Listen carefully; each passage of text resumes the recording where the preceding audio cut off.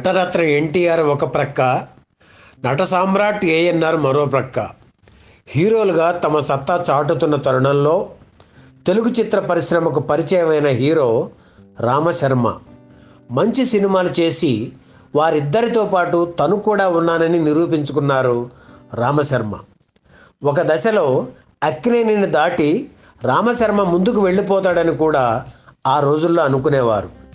తొలి సినిమా అదృష్ట దీపుడులోనే ద్విపాత్రాభినయం చేసే అరుదైన అవకాశం రామశర్మకి వచ్చింది. మొదటి చిత్రం హిట్ కాకపోయినా మరిన్ని అవకాశాలు రావడం ఆయన అదృష్టం. ఓ 25 సినిమాల్లో హీరోగా నటించిన రామశర్మ ఉన్నట్లుండి తెరమరుగయ్యారు. రామశర్మ చలనచిత్ర జీవిత విశేషాలు, ఆయన చివరి రోజులు ఎలా గడిచాయి, ఆయన పిల్లలు ఇప్పుడు ఎక్కడ ఉన్నారు, ఇలాంటి పూర్తి వివరాలు ఈ వీడియోలో చూసేద్దాం. రామశర్మ 1925లో పిఠాపురంలో పుట్టారు. ఆయన పూర్తి పేరు ఉప్పులూరి వీర వెంకట ప్రభాకర రామశర్మ. ఈ పేరు చాలా పెద్దగా ఉందని సినిమాల్లోకి వచ్చిన తర్వాత రామశర్మగా పెట్టుకున్నారు. వాళ్ళ నాన్న కామేశ్వరరావు గారు రెవెన్యూ ఇన్స్పెక్టర్గా పనిచేసేవారు. అయితే రామశర్మ చిన్నతనంలోనే తల్లిదండ్రులు చనిపోవడంతో తాత నడికుదుటి వీర్రాజు గారింట్లో పెరిగారు.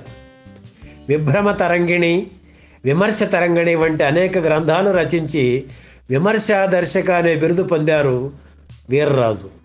దాంతో చిన్నతనంలోనే రామశర్మకు సాహిత్యం అంటే ఆసక్తి కలిగింది.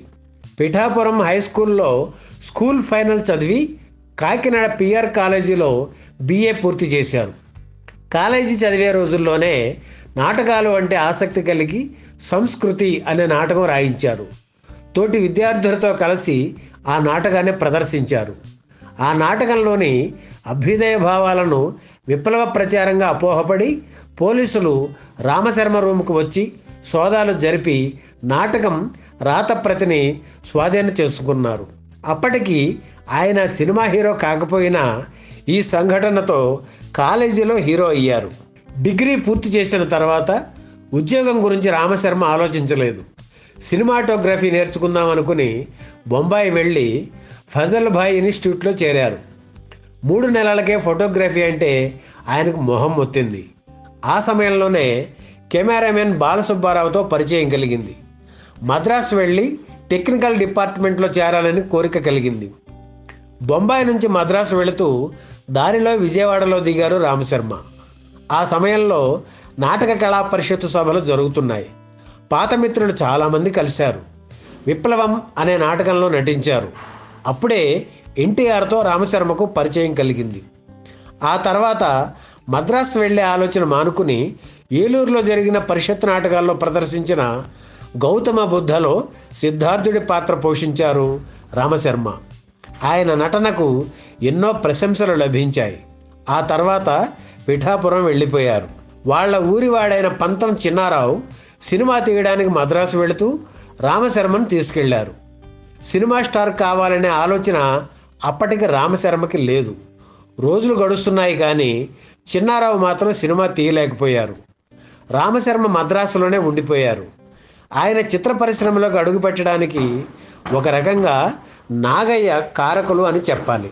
అది ఎలాగంటే తన గౌతమ బుద్ధ నాటకాన్ని సినీ ప్రముఖుల సమక్షంలో ప్రదర్శించాలని రామశర్మ కోరిక. తెలిసిన వాళ్ళ ద్వారా నాగయ్యను కలిశారు. రామశర్మ కోరికను మన్నించి గౌతమ బుద్ధ నాటక ప్రదర్శనను మద్రాసులో ఏర్పాటు చేసి చిత్ర ప్రముఖులను ఆహ్వానించారు నాగయ్య. కొత్త వాళ్లతో సినిమా తీసే ప్రయత్నాలలో ఉన్న సౌందరరాజన్ ఈ నాటకం చూశారు. రామశర్మ ఆయన దృష్టిని ఆకర్షించాడు. తానేమీ ప్రయత్నం చేయకుండానే అలా 1952లో అదృష్ట దీపుడు చిత్రంలో హీరోగా నటించే అవకాశం రామశర్మకు వచ్చింది. సౌందరరాజన్ తీసిన నవ్వితే నవరత్నాలు రామశర్మ 2వ చిత్రం. కృష్ణకుమార్కి ఇదే తొలి సినిమా కావడం గమనార్హం. సిద్ధార్థుడి పాత్రతోనే రామశర్మ పాపులర్ కాబట్టి అతని పేరును సిద్ధార్థ్ అని మార్చుకోమని నాగయ్య సలహా ఇచ్చారు. కానీ తన అసలు పేరుతోనే నటిస్తానని రామశర్మ చెప్పారు. ఆ రోజుల్లో హీరో కానీ దర్శకుడు కానీ డిగ్రీ హోల్డర్ అయితే ఆ డిగ్రీతో సహా టైటిల్స్లో పేరు వేసుకోవడం ఒక ఫ్యాషన్గా ఉండేది.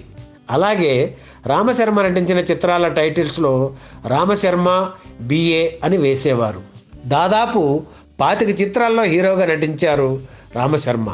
సావిత్రి, జి వరలక్ష్మి, అంజలి, కృష్ణకుమారి, సూర్యకుమారి, పద్మిని తదితరులు ఆ చిత్రాల్లో హీరోయిన్లుగా నటించారు. రామశర్మతో ఎక్కువగా తమిళ నిర్మాతలు తెలుగు చిత్రాలు నిర్మించడం విశేషం. ఆ రోజుల్లో రామశర్మకు ప్రేక్షకుల్లో మంచి ఫాలోయింగ్ ఉండేది. ఫిల్మ్ జర్నలిస్టులతో సన్నిహితంగా మెలిగేవారు. ఈ కారణంగా ఆయనకు మంచి పబ్లిసిటీ వచ్చేది. ఎన్టీఆర్, ఏఎన్ఆర్ల కంటే ఈయన ఫోటోలే కవర్ పేజీపై వచ్చేవి. రామశర్మ ఎప్పుడూ వార్తల్లో ఉండాలని కొన్ని పత్రికలు రామశర్మ, కృష్ణకుమారి జంట గురించి గాలి వార్తలు పోగు చేసి ప్రచురించేవి. ఆ రోజుల్లో ఎన్టీఆర్, ఏఎన్ఆర్, రామశర్మ మధ్య పోటీ తీవ్రంగా ఉండేది. అందుకే తన గురించి ఎప్పుడు పత్రికల్లో ఏదో ఒక వార్త వచ్చేలా రామశర్మ శ్రద్ధ వహించేవారు. ఆ రోజుల్లో రామశర్మ, సావిత్రి జంట చూడముచ్చటగా ఉండేది. వాళ్ళిద్దరూ పెళ్లి చేసుకుంటారని కూడా అనుకునేవారు. కొంతమంది ఆ విషయాన్ని రామశర్మను అడిగితే అబ్బే అదేం లేదని సమాధానం చెప్పారు. రామశర్మ కెరీర్ 1956తోనే పూర్తయిందని చెప్పాలి. ఎందుకంటే ఆయన హీరోగా చాలా బిజీగా ఉన్న రోజుల్లో కుటుంబ సమస్యల కారణంగా ఓ ఏడాది పాటు చిత్ర పరిశ్రమకు దూరంగా ఉండాల్సి వచ్చింది.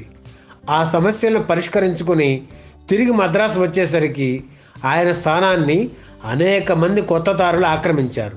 ఎన్టీఆర్, ఏఎన్ఆర్ హీరోలుగా దూసుకు వెళుతున్నారు. కాంతారావు, జగ్గయ్య వంటి కొత్త హీరోలు రామశర్మ స్థానాన్ని ఆక్రమించారు.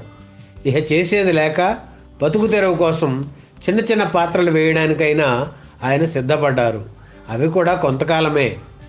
1978లో వచ్చిన మల్లెపువ్వు, జగముండి చిత్రాల్లో ఆయన నటించారు.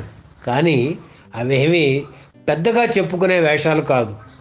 శోభన్ బాబు నటించిన విజృంభణ రామశర్మ చివరి చిత్రం. అవకాశాలు తగ్గి తెరమరుగు కావాల్సి వచ్చిన ఒకరిని యాచించే పరిస్థితి రానివ్వకుండా రామశర్మ జాగ్రత్త పడ్డారు. రేస్ కోర్సులో ఉంటూ ఏ గుర్రం గెలుస్తుందో టిప్స్ చెబుతూ కాలక్షేపం చేసేవారు. అలాగే హోమియో వైద్యుడుగాను సేవలు అందించారు. ఇక రామశర్మ వ్యక్తిగత విషయాలకు వస్తే సినిమాల్లోకి రాకముందే ఆయనకు వివాహం అయింది. భార్య వెంకటరమణ. 1950కి ముందే ఆయనకు 2 మగపిల్లలు. పెద్దబ్బాయి కామేశ్వరరావు మద్రాసు సినిమా స్టూడియోలో పనిచేస్తుండేవారు. చిన్న కొడుకు కూడా పెద్దగా చదువు అబ్బలేదు. పిల్లరిద్దరూ లైఫ్లో సెటిల్ కాకపోవడం, పెళ్లి చేసుకోకపోవడం, భార్య అనారోగ్యం చివరి రోజుల్లో రామశర్మను కొంగదీశాయి. 1988 అక్టోబర్లో ఆయన మద్రాసులో కన్నుమూశారు. ఆయన మరణించిన కొద్ది నెలలకే భార్య వెంకటరమణ చనిపోయారు. ఆవిడ మరణించిన కొద్ది రోజులకే పెద్ద కొడుకు కామేశ్వరరావు కన్నుమూశారు. 2002లో చిన్న కుమారుడు సత్యనారాయణ కూడా మరణించారు. ఈ వీడియో మీకు నచ్చితే లైక్ చేయండి, షేర్ చేయండి, వెంటనే సబ్స్క్రైబ్ కూడా చేయండి.